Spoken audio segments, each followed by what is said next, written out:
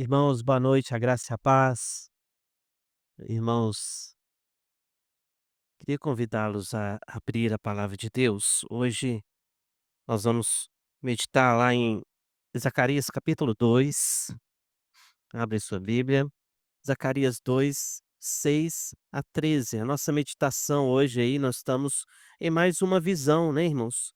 Como dissemos, é a terceira visão, né? São várias visões e nós vamos continuar aí nessa terceira visão.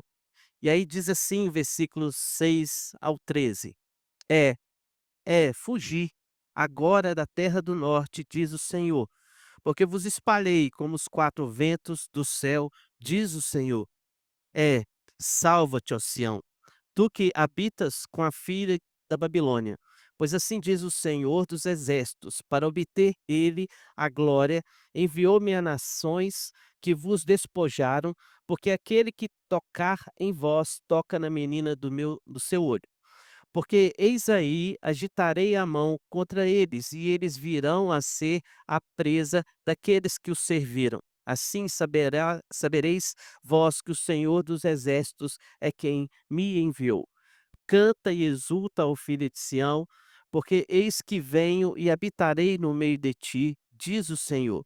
Naquele dia, muitas nações se ajuntarão ao Senhor e serão o meu povo. Habitarei no meio de ti e saberás que o Senhor dos exércitos é quem me enviou a ti. Então, o Senhor herdará a Judá como a sua porção na terra santa, e de novo escolherá a Jerusalém. Cale-se toda a carne diante do Senhor, porque ele se levantou da sua santa morada. Falemos com Deus, irmãos. Obrigado, Pai, pela tua palavra. Assim, Pai, clamamos ao Senhor que venha nos abençoar, Deus.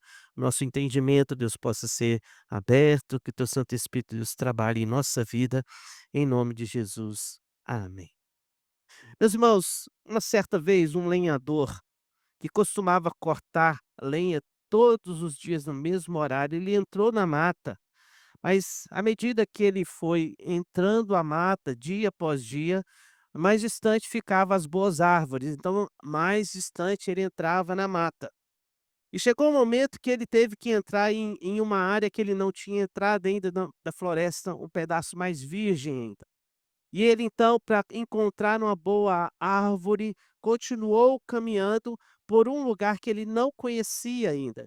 E aí, irmãos, em determinado momento começou a escurecer e aquele lenhador não encontrou nenhuma árvore que ele achava digna de ser cortada. E ele resolveu então retornar. E quando ele retorna, ele simplesmente não sabia mais. Quando ele começa a retornar, ele não sabia mais o seu caminho.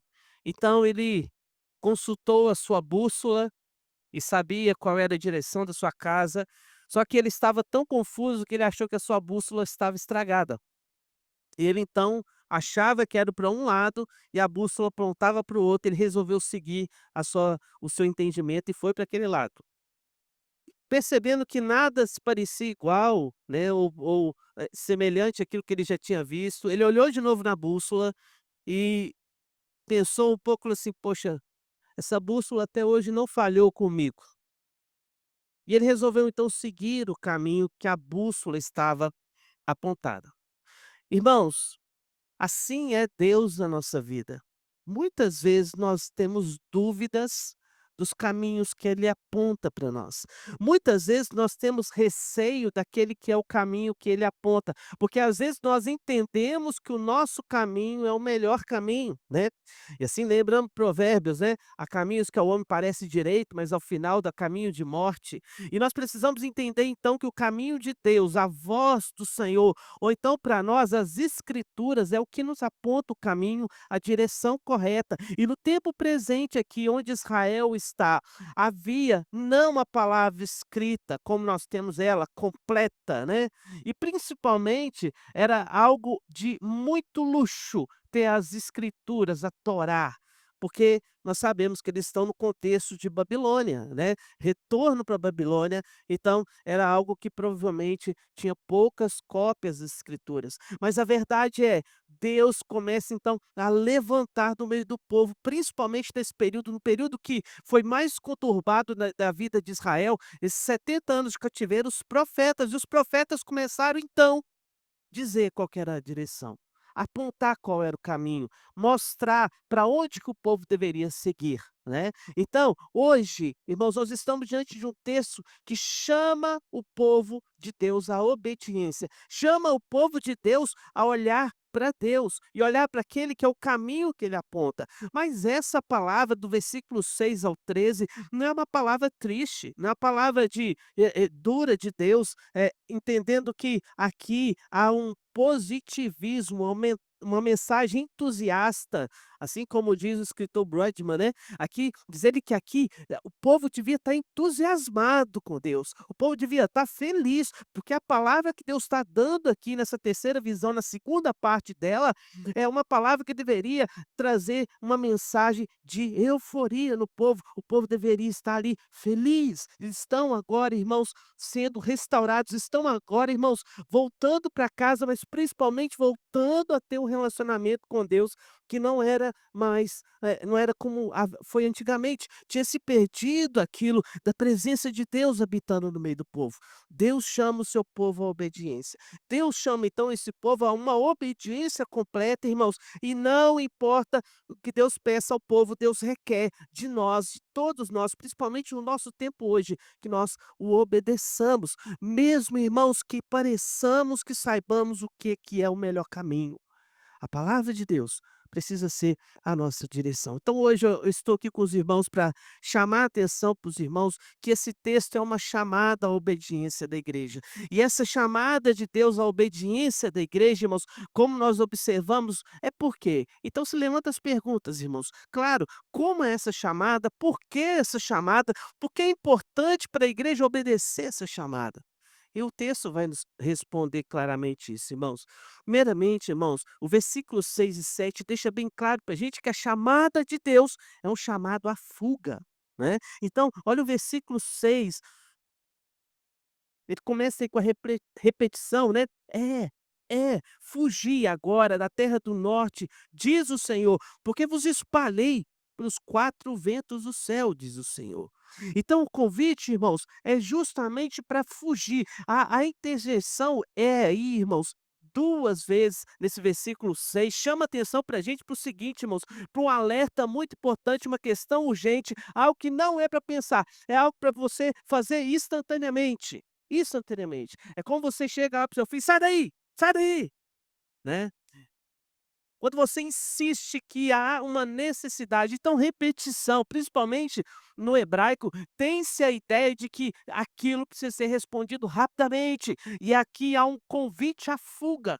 Irmãos, as pessoas deveriam abandonar, o versículo 6 e 7 ele vai chamar atenção para essa expressão quando ele fala fugir, quando no versículo 6 ele usa também livra-te, livra-te, salva.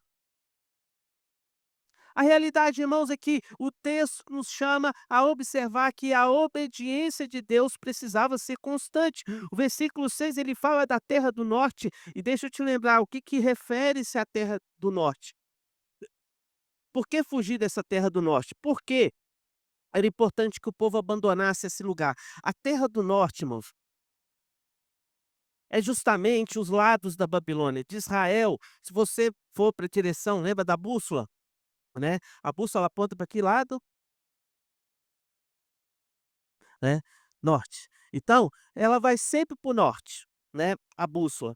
E se ela não apontar para o norte, é porque ela pode ter algum defeito. Mas a realidade é que para Israel ir para o norte não é bom. A terra do norte, a qual nós entendemos olhando de Israel, é justamente, irmãos, a terra da Babilônia. A Babilônia ficava ao norte, não só a Babilônia, mas outros inimigos de Israel ficavam sempre ao norte. Então, por isso que ele fala da filha da Babilônia, tu que habitas com a filha da Babilônia. A Babilônia, irmãos, precisava ser abandonada. E nós sabemos, quando lemos o livro de Esté, por exemplo, que nem todos saíram. nem todos retornaram. Na verdade, o livro de Esté só existe por desobediência de Mordecai e Esté. Porque eles deveriam ter retornado, mas eles não retornam. Mas Esté e Mordecai são apenas um exemplo, irmãos, daqueles que não ouviram a chamada de Deus e deveriam ter seguido a Deus, abandonado a terra do norte, abandonado o lugar do cativeiro, abandonado o lugar do exílio e voltar para o lugar onde Deus os chamou, porque a ordem de Deus é: vos juntarei de todos os quatro cantos. A ideia era que agora o povo precisava se ajuntar de novo, voltar, né, e eles não fizeram. Então, irmãos, no geral, os exilados, eles eram tidos como necessários daquela terra. E com o passar do tempo, imagina você, o que que é 70 anos você vivendo numa terra?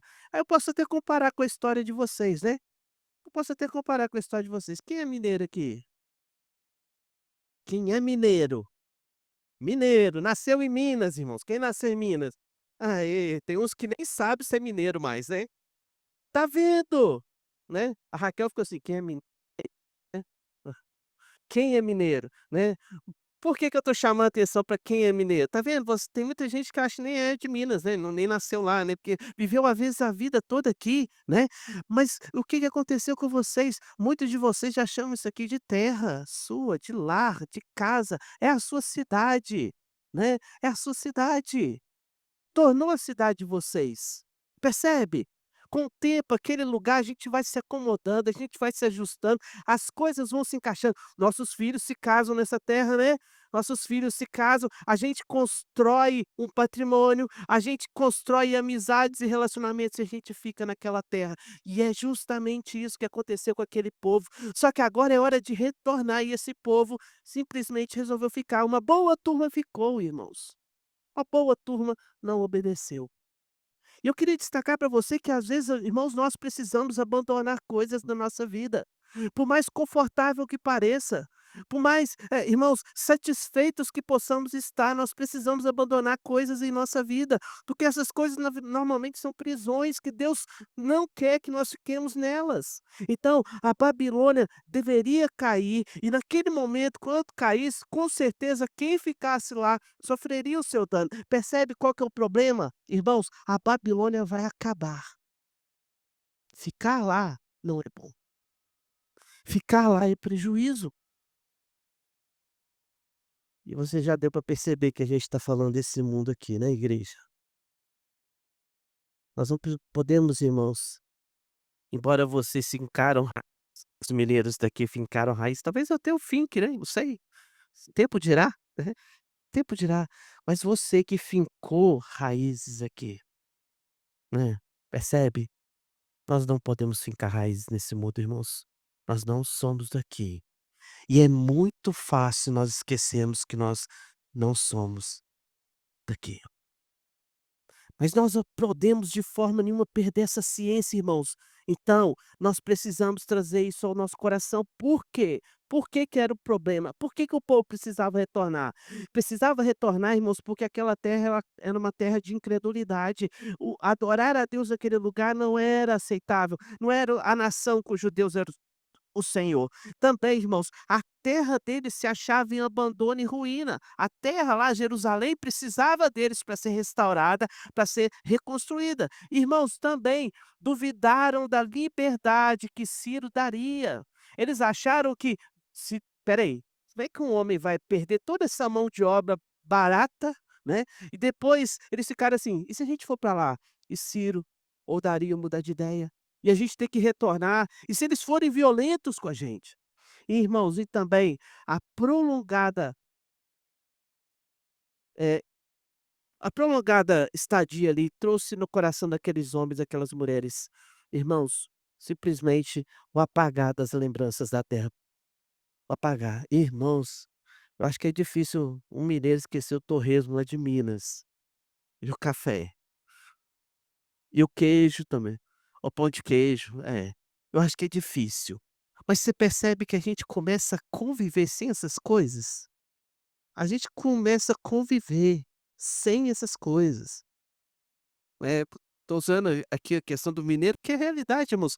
Lá em Minas, irmãos, Na roça é difícil fazer uma visita que às vezes até no café tinha torresmo, para comer com café e farinha, e comia. Percebe? Essas coisas vão se acabando, irmãos.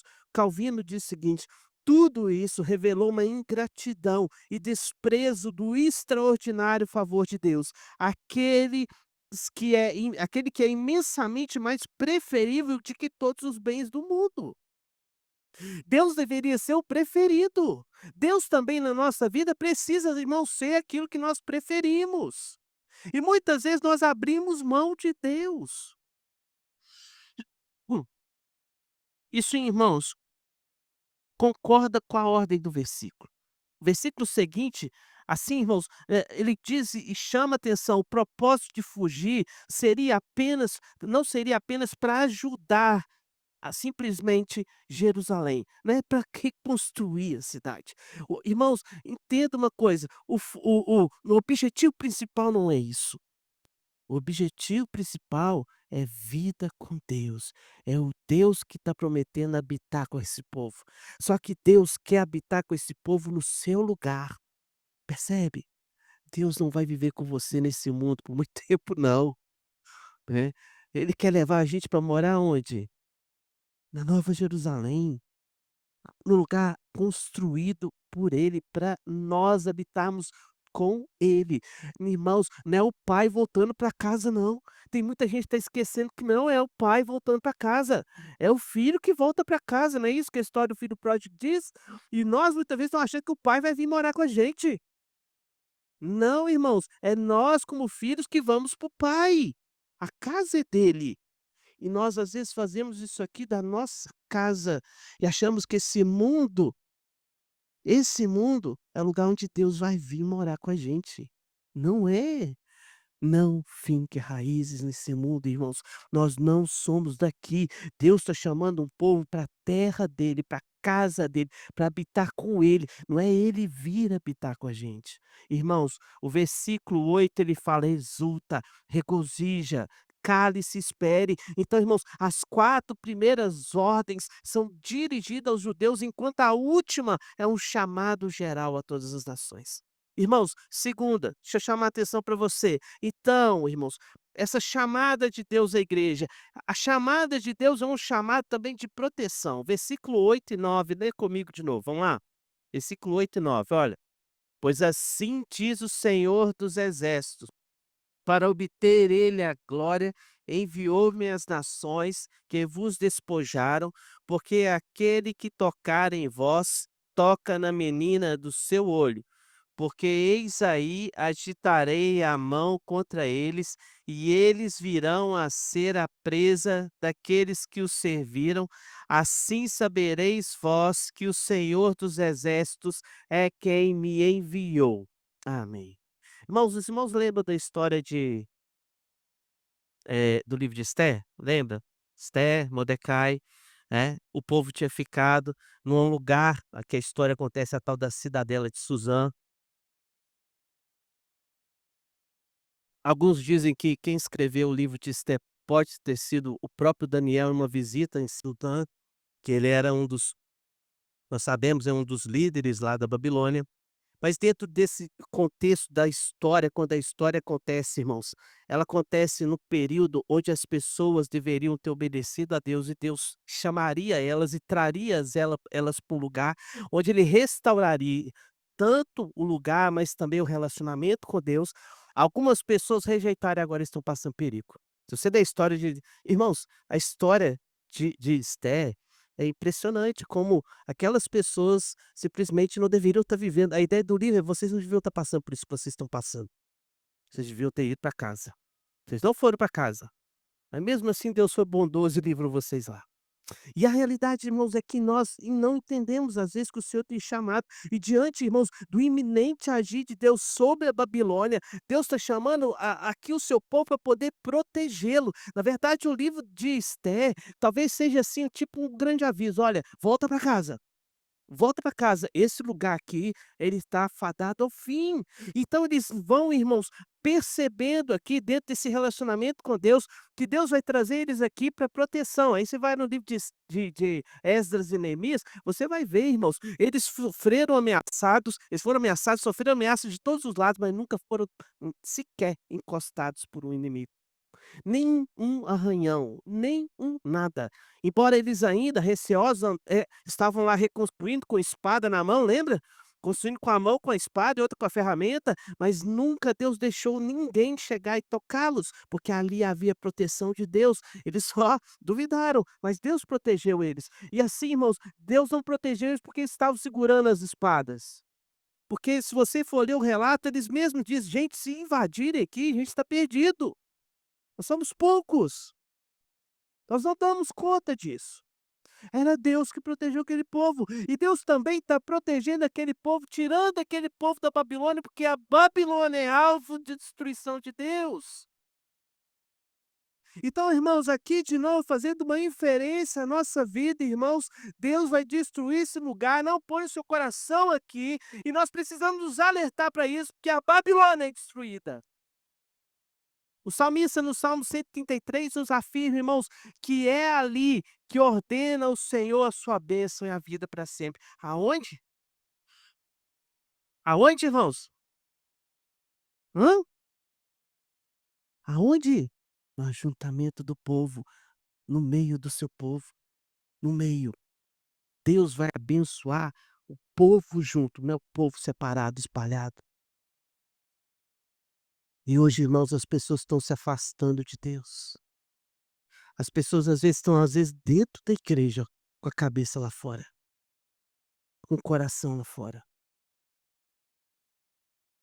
A expressão aqui, irmãos, "menina do meu olho", né, chama atenção pra gente, né. Uma coisa interessante, nos tempos antigos, a a a doença mais facilmente contraída naquela época, e também a que você encontrava mais pessoas enfermas, era justamente os olhos. Era os olhos, tá. Então facilmente se perdia por falta de higiene, né. Até porque não tinha nada, irmãos, que curasse qualquer que seja a inflamação. Então, um simples micuim fazia com que as pessoas perdessem a visão. Por isso que Jesus curou tantos cegos, por isso que existia tantos cegos naquele tempo, porque era muito fácil perder. Só que aqui ele está usando justamente uma referência para um lugar mais frágil que era possível se ver no homem. O olho era o lugar mais frágil, era onde primeiro se via as pessoas, né, perdendo a visão, pessoas perdendo ali, esse momento. Então, irmãos, nos escritos babilônicos, o próprio sentido figurado da Babilônia diz pra gente que é um lugar de confusão, de aflição, a ordem social ali era abalada, havia ali simplesmente o domínio do ímpio. Irmãos, lá no Novo Testamento, quando a gente vai em Apocalipse, Apocalipse 17, versículos 5 e 18, no Novo Testamento, a Babilônia ali é chamada de a grande meretriz, que faz com que o povo de Deus, irmãos, bem como todos os habitantes dessa terra, se prostituam e também se afastem de Deus. E perceba, Babilônia nunca foi sentido nem sinal de nada de bom. Então, quem fica lá, fica num lugar promíscuo. Quem ficou na Babilônia, ficou num lugar perdido, irmãos. A promessa de Deus é de destruição para esse lugar. E eu preciso te chamar a atenção também, que a promessa de Deus continua a mesma para os lugares, ó Deus, onde se assemelha, onde habita a grande meretriz, a palavra de Deus diz que ela será destruída. Ou seja, percebam, irmãos, a quantidade de cegos que a gente tem hoje. Gente cega, espiritualmente. Havia, irmãos, naquele tempo, muita gente com essas enfermidades. E hoje, no nosso tempo, mais ainda, essa cegueira espiritual tem afastado as pessoas de Deus. Com isso, irmãos, ele chama atenção para a gente que nós somos muito frágeis. O versículo 8 e 9 chama atenção para a gente, para a nossa fragilidade. Por que que nós precisamos ser protegidos, irmãos? Porque nós somos fracos, porque nós somos falhos, porque nós não podemos dar conta de nós mesmos, irmãos. O versículo 9 ele fala que Deus agindo com as suas mãos contra o inimigo, e também chamando a atenção para a gente que ele fará isso no tempo dele. E ele diz: "Sabereis vós que o Senhor dos exércitos é que me enviou". Mas também, para a gente encerrar, deixa eu chamar a atenção para você. Irmãos, por que a igreja precisa atender a chamada de Deus, a obediência? É porque a chamada de Deus também é um chamado de alegria. Versículo 10. Você falou assim: "Pastor, uma palavra entusiasmada, cadê o entusiasmo?" Tá aí, irmãos, tá na justamente, irmãos, não entenda de outra forma, irmãos, quando Deus me chama para fugir, Ele está chamando para fugir daquilo que é ruim, né. Olha que coisa boa, Deus está me avisando do mal, então eu preciso ficar entusiasmado com isso. Mas fala assim: "Ah, pastor, mas proteção quer dizer que tem perigo?" Irmãos, você não canta o hino 145 lá: "Seguro estou, não tem temor do mal". Sim, guardado você irmãos, lembra do salmista: "Cala caia 1000 ao meu lado, 10.000 à minha direita, mas eu não serei atingido", né. Ele está triste lá, irmãos, o salmista? Não, para mim ele está feliz, olha, meu Deus me protege, não tem nada que venha contra mim que meu Deus não está ali me protegendo, não está ali me segurando, me guardando. Então aqui agora ele me chama a viver um momento de alegria. Versículo 10 a 13. Vamos ler juntos comigo? Esse aí você vai ler comigo, vamos lá? Canta e exulta, ó filha de Sião, porque eis que venho e habitarei no meio de ti, diz o Senhor. Naquele dia, muitas nações se ajuntarão ao Senhor e serão o meu povo. Habitarei no meio de ti, e saberás que o Senhor dos exércitos é quem me enviou a ti. Então o Senhor herdará a Judá como a sua porção na terra santa, e de novo escolherá a Jerusalém. Cale-se toda a carne diante do Senhor, porque ele se levantou da sua santa morada. Amém. Glória a Deus, irmãos. E assim ele nos chama. E observe o que o texto fala, irmãos, meus irmãos, o estado em que o povo vivia na Babilônia era um estado, irmãos, aparentemente de não perseguição. Não havia perseguição. A maioria não era afligido. Aí, pastor, onde você está tirando isso? Eu tiro do próprio livro de Esté. O próprio livro de Esté chama atenção que, de certa forma, embora havia escravidão, algumas pessoas até, irmãos, tiveram alguns cargos nobres, né? Algumas pessoas atingiram até uns cargos de nobreza, mas a verdade é que estavam ali vivendo num contexto de certa segurança. Não havia uma perseguição, poderia haver discriminação, mas as pessoas viviam suas vidas normalmente. Aparentemente é isso que nós encontramos, mas perdão. Mas a verdade, irmãos, que não havia felicidade. Quando Deus nos chama à alegria, Ele está chamando a gente a entender que, embora pareça que a nossa vida está resolvida, que embora que pareça que nós estamos aparentemente bem, nós não vivemos um estado de alegria, irmãos. E o Senhor volta então os seus olhos para esse tratamento. O povo então precisa ser um povo alegre. O próprio irmão lembrou aqui que nós servimos ao Senhor com alegria. Ele lembra essa realidade porque essa é a realidade que o Senhor quer que o seu povo viva. O Senhor volta os seus olhos, versículo 10 ele fala: "Exulta e regozije, ó filho de Sião, pois eis que virei e habitarei no meio de vós", declara o Senhor. Então a realidade, irmãos, para nós é que a alegria parte do princípio de que nós viveremos com Deus eternamente, a presença de Deus. Perceba uma coisa, irmãos, essa habitação não é um lugar, essa habitação não é ali, ele está simplesmente inferindo a gente uma realidade que não vai acabar mais. Então, se ele não vai acabar mais, ela não quer dizer só para aquele contexto lá, não. Ele está simplesmente nos apontando para algo superior hoje para a igreja, que nós sabemos que é, irmãos, a vida eterna, a nova Jerusalém, que essas pessoas aqui não tinham essa ciência.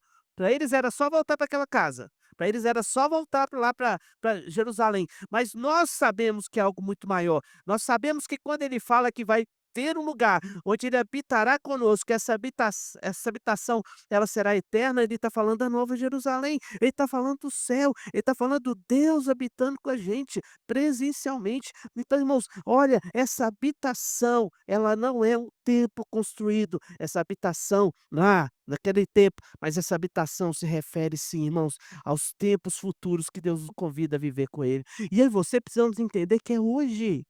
É hoje.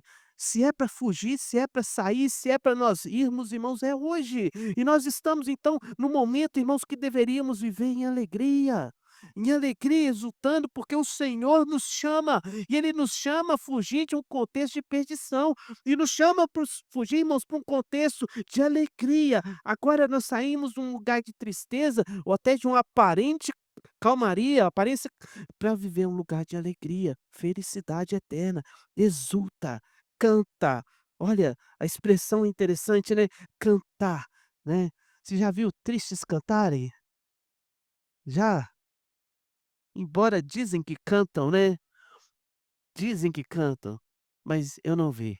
O próprio povo não fazia isso. Lá na Babilônia, né, você vai lembrar que tem um salmo que fala assim: "Ó, às margens do rio da Babilônia, eles nos pediam, cante músicas, cante os seus louvores, talvez até cânticos admirados, né, irmãos, pelas próprias pessoas lá que talvez tiveram algum contato com algum judeu e sabiam daqueles louvores. Canta! Mas ele falou assim: "Como é que nós podemos cantar? Tristeza, tristeza". Você já parou de cantar, irmão?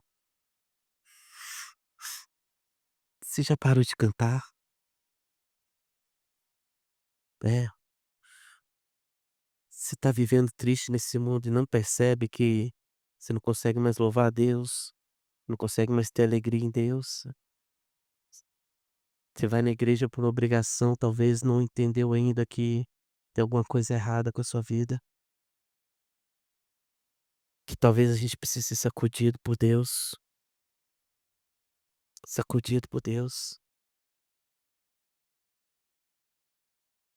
Você tá aqui assistindo o culto, eu tenho certeza que se entrar alguém ali e gritar: "Fogo!", você vai levantar e vai ser correr.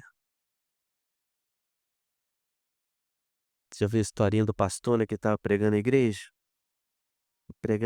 tá lá pregando, pregando, e combinou com o diácono, que na hora que chegasse o momento ele ia fazer um sinal, e o diácono ia apagar as luzes, que ia começar a bater um monte de tambor, que ele ia falar que Jesus estava voltando. E quando ele fez isso, irmãos, começou aquela zoeira, que barulho, a luz apagou, saiu todo mundo correndo da igreja, só ficou uma irmã. E o pastor chegou assim: "Ô, minha irmã, que bênção, pelo menos um tá pronto para a presença de Deus, né, pelo menos um". "É, pastor, porque chutaram minha bengala, eu não consegui correr, chutaram minha bengala, senão, quer dizer, senão eu ia também, senão eu ia também". Irmãos, a gente tá assim, irmãos, que se Deus os chamasse hoje, ele aparecesse ali, a gente simplesmente não ficaria. Onde está, irmãos, a sua vida com Deus? Onde está a sua prioridade, irmãos? O mundo não é prioridade. Nada que está lá tem que ser sua prioridade, a sua prioridade é Deus, é Deus. Então amanhã eu quero todo mundo cantando no trabalho, hein. Amém?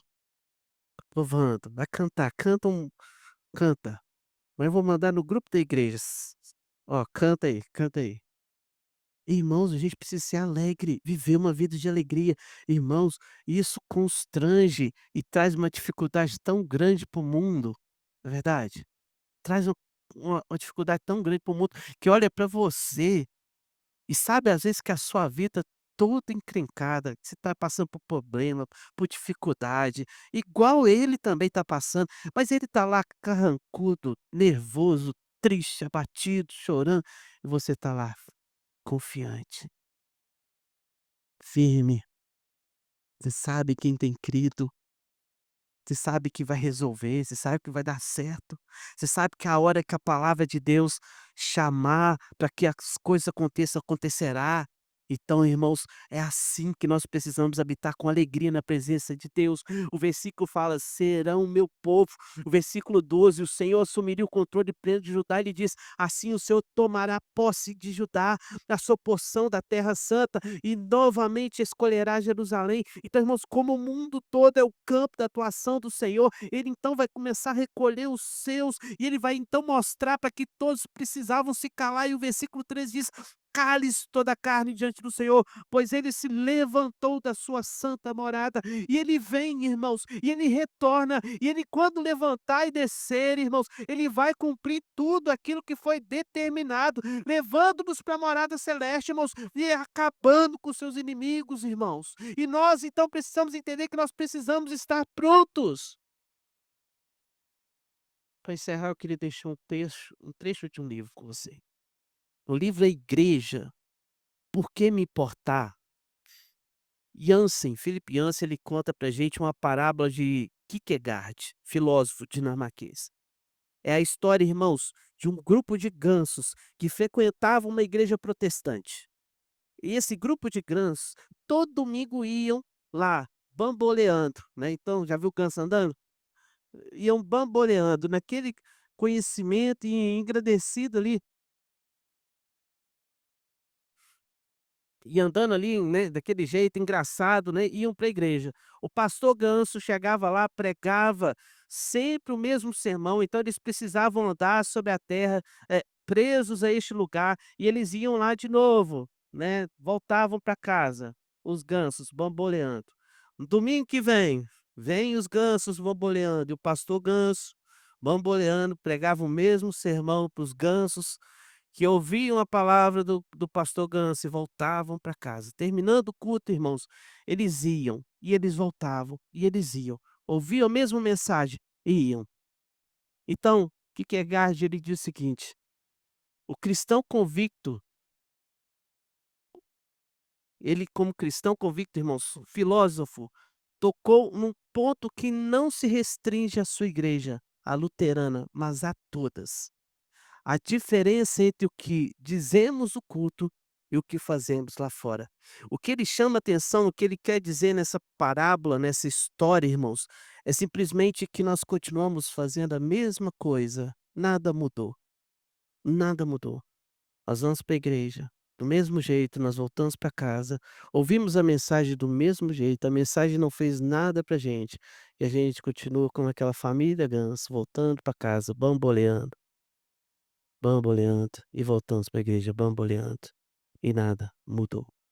Minha vida e a sua vida precisam mudar. Eu e você precisamos mudar. Nós precisamos parar de bambolear nesse mundo. Nós precisamos, irmãos, começar a agir de forma diferente, como se Cristo realmente fosse voltar, irmãos. Como se tudo que a gente tem ouvido aqui realmente importasse. Como se tudo que a gente tem ouvido aqui realmente valesse a pena viver. Como se tudo que realmente a gente tem ouvido aqui fosse verdade e que muita gente acha que não é. Ou então, pela mente cauterizada por esse mundo, esqueceu. Ou então, porque parece que nós vivemos um período, irmãos, onde a igreja não é tão relevante e você acha que simplesmente a palavra também deixou de ser. Não sei o contexto do teu coração, mas você precisa entender que as coisas precisam mudar. O que Deus está chamando esse povo é para mudar o seu relacionamento com Ele. Mudar o seu relacionamento com Ele.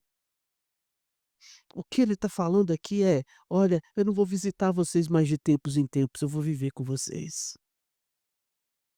Eu vou habitar com vocês. Deus quer mudar o seu coração, para que você entenda que hoje você precisa viver uma vida de proteção no Senhor, de segurança no Deus Todo-Poderoso, mas de alegria, entendendo que Deus está vindo e nós estamos caminhando para a morada dele. E quando chegar lá, nós vamos habitar com ele. Então vamos voltar para casa não bamboleando, mas como se realmente nossa palavra que recebemos aqui, irmãos, o nosso convite, o chamado para a igreja, realmente seja o seu chamado, individualmente. mas também coletivamente. A gente está muito preocupado. Talvez você até tenha pensado: "Hoje estava precisando do irmão fulano estar aqui". Não, precisou de você estar aqui. Precisa de você ser diferente. Você ser diferente. Vamos orar? Curve sua cabeça. Deus, nós sabemos, Pai, que muita coisa precisa mudar na nossa vida, o nosso coração. Deus, às vezes, está cauterizado, Deus, pela tranquilidade, pelo conforto deste mundo. E às vezes, ó Deus, nós estamos, ó Pai, na boca do inimigo, ó Deus, perto, Deus, da destruição, como o texto fala, Deus, o Senhor está nos chamando a fugir, Deus. E nós, às vezes, ó Deus, temos fincado raízes desse mundo, Deus, que, de certa forma, nós nos sentimos tão pertencentes a ele, que talvez se o Senhor voltar não faz diferença. Como não fez diferença, Pai, o convite do Senhor para aqueles que ficaram lá na Babilônia, que amaram a Babilônia. Talvez, ó Deus, nós também tenhamos, ó Deus, amado tanto esse mundo, que já não nos preocupamos e nem sequer ouvimos o chamado do Senhor para sair, para fugir. Nós, ó Deus, já deixamos de ser peregrinos, nos tornamos dessa terra. Tem misericórdia de nós, Deus, que a tua palavra, que é quem nos dá a direção, como, Deus, ela não falhou na vida daquele lenhador, que ela continue fiel hoje, nos apontando a direção. Ensina-nos, ó Deus. Mostra-nos, Pai, aonde devemos ir. E assim, Deus, possamos lembrar que a nossa caminhada, a fuga, Deus, é justamente para um lugar, Deus, de proteção eterna, de vida eterna, onde teremos alegria eterna com o Senhor. Acalenta o nosso coração, exulta-nos, ó Deus. Assim nós clamamos, em nome de Jesus. Amém.